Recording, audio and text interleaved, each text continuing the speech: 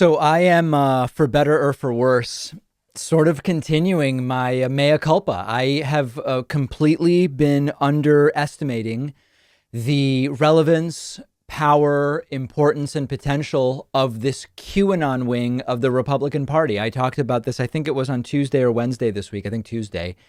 And every day I am learning more about the reality that we probably should have paid a little more attention to this to begin with. There's a new Vice article pointing out that QAnon already has 19 candidates running for Congress in 2022.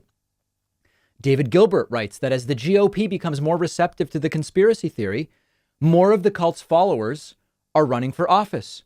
With 18 months to go before the 2022 midterms, QAnon supporters are already seizing on the GOP's embrace of the conspiracy theory and throwing their hats in the ring for a seat in Congress. So far, 19 people who have publicly shown support for the QAnon conspiracy theory have declared their intention to run in House and Senate races across the country, according to a Media Matters investigation. Recall our revelation, I guess we would call it our discovery, from earlier this week, that based on new polling, 1 in 5 Americans on average, yes, more in some parts of the country than others, but 1 in 5 Americans on average believes at least one of the 3 major QAnon conspiracy theories. The one about the child pedophilia inspired by Satan, the one about there may need to be a violent sort of a takedown of the centers of power in order to save humanity or the country or whatever. And what's the third one? The third one is, like the conspiracy of, the elites that are secretly controlling and manipulating deep state type stuff. Those are the kind of 3 major branches of QAnon conspiracies. 20% of the country believes at least one of those. And we are seeing this reflected not only in voters, but we are now seeing it reflected in candidates. Now, the logical fear would be if 20% of America believes at least one of these conspiracy theories, and you've got what will probably by November of 2022 be dozens of candidates who believe this stuff running, the 20% that believe in that stuff are going to go and vote for the candidates. And we're going to have more QAnon in the House of Representatives rather than less. I think that we would safely say right now, Marjorie Taylor Greene is a QAnon person. In some sense, Matt Gaetz is a QAnon type. I don't know what the full, is Madison Cawthorn QAnon? Is Lauren Boebert QAnon? I don't know. But when you see 19 people already running with a year and a half to go, that's not good. That's not good. The article in Vice goes on to say all but one of the candidates are running as Republicans. The single anomaly or anomaly, both are acceptable pronunciations, is Mindy Robinson running as an independent in Nevada's 3rd congressional district under the Patriot Party of Nevada banner. Like 14 others on the list, Robinson was a candidate for Congress in 2020. And like all but 2 of those, she lost. Oh, okay. This says the 2 candidates who won that are Q are Lauren Boebert and Marjorie Taylor Greene, both up for re-election. The number of QAnon supporting candidates is likely to increase as the 2022 election approaches.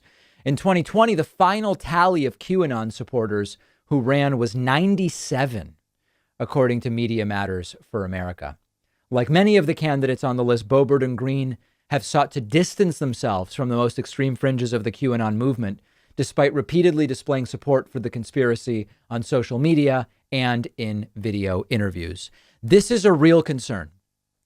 Now, I don't know that we could have done that much more to stop this before now, in the sense that there was not really the sense that this would be significant. And so if you can't convince people that something's serious, how do you get them to activate against it? I don't know. But now we know it's serious, and now we know that it's real. And one of the things I'm most interested in seeing in these upcoming Trump rallies, Trump is restarting the MAGA rallies, and he's getting the old 757 tuned up and getting worked on so he can start flying into rallies. One of the things I'm curious about, aside obviously from seeing what Donald Trump's sort of emotional state is, the interviews with the supporters at these rallies. It's not an election year, 2021. It's not even a midterm election year. It's just it's a non-big election year. What is the mindset and the tone and the mood and the perspective of the people that go to a June 2021 Trump rally?